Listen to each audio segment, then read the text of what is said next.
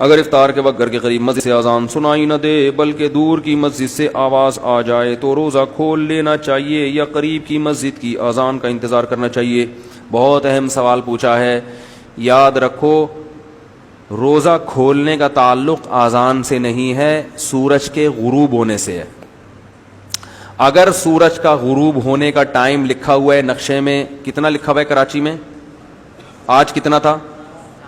7:08، تو آپ روزہ کھولیں 7:11 پہ. وجہ اس کی یہ ہے کہ یہ جو 7:08 کا ٹائم ہے یہ یقینی نہیں ہوتا، یہ تقریبی ہوتا ہے، تقریبی اندازہ ہوتا ہے. یہ جو فلکیات کی کیلکولیشن ہے نا سائنسدانوں کی، یہ 100% یقینی نہیں ہوتی. اس میں کچھ چیزوں کی وجہ سے فرق آتا ہے.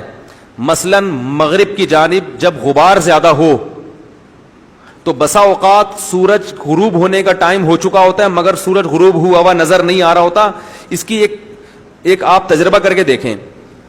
ایک پیالے میں سکہ رائج الوقت ڈالیں، رائج الوقت نہ بھی ہو پرانے زمانے کا بھی چلے گا، وہ کیونکہ مہر میں لکھواتے ہیں سکہ رائج الوقت کے مطابق اتنے روپے، وہ پرانا اب تک چل رہا ہے.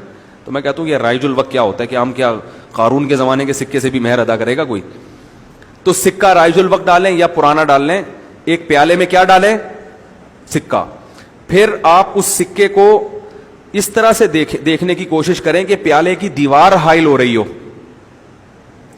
جس کی وجہ سے سکہ نظر، یعنی کنارے سے دیکھیں، ایسے پیالہ رکھیں نا، ایسے کنارے سے دیکھیں کہ دیوار کی وجہ سے، پیالے کی دیوار کی وجہ سے آپ کو سکہ رائج الوقت نظر نہیں آ رہا. ٹھیک ہے نا؟ بالکل اس کا بس معمولی سے کنارہ نظر آ رہا ہے. پھر آپ اس پیالے میں پانی ڈالنا شروع کریں، آپ دیکھیں گے وہ سکہ آپ کو نظر آنا شروع.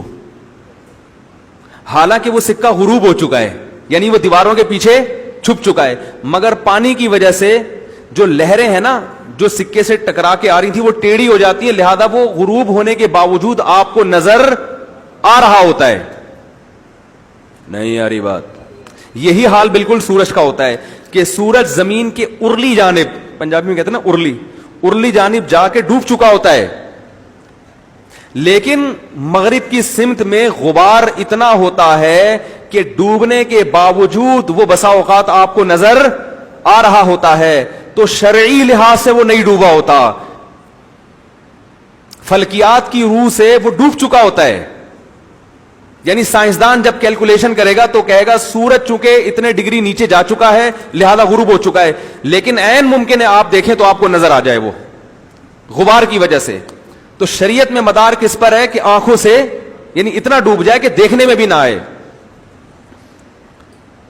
تو اس لیے علماء کہتے ہیں کہ 2-3 منٹ کی احتیاط کیا ہے ضروری. ایک تو اس لیے بھی، دوسری اس لیے بھی کہ جب کیلکولیشن کی جاتی ہے فلکیات کی تو کسی بھی جگہ کے مرکز کو بنیاد بنایا جاتا ہے، لیکن اس کے ارد گرد کے علاقے ایسے ہیں جہاں چند سیکنڈ کا فرق آ سکتا ہے. اور ویسے خود ماہر فلکیات بھی کہتے ہیں کہ اس میں چند سیکنڈ کا فرق ویسے بھی آ سکتا ہے کیلکولیشن میں.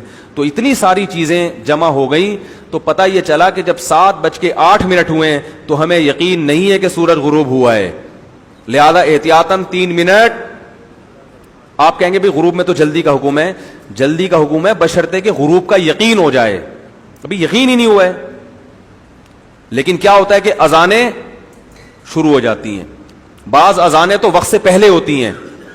ہمارے مسجد میں الحمدللہ اذان 2-3 منٹ کے بعد ہوتی ہے، ہم نے پابند بنایا ہوا ہے. تو میں دیکھتا ہوں کہ دوسری اذانیں ابھی 7:08 ہوئے بھی نہیں ہوتے کہ اذانیں شروع ہو جاتی ہیں، کیونکہ مؤذن کی اپنی گھڑی وہ صحیح نہیں ہوتی. تو بہت ساری چیزیں ہیں، تو اس کا رعایت کرنی چاہیے. سارا دن کے روزے کو ایک مؤذن کی ٹیکنیکل غلطی کی وجہ سے خراب مت کریں.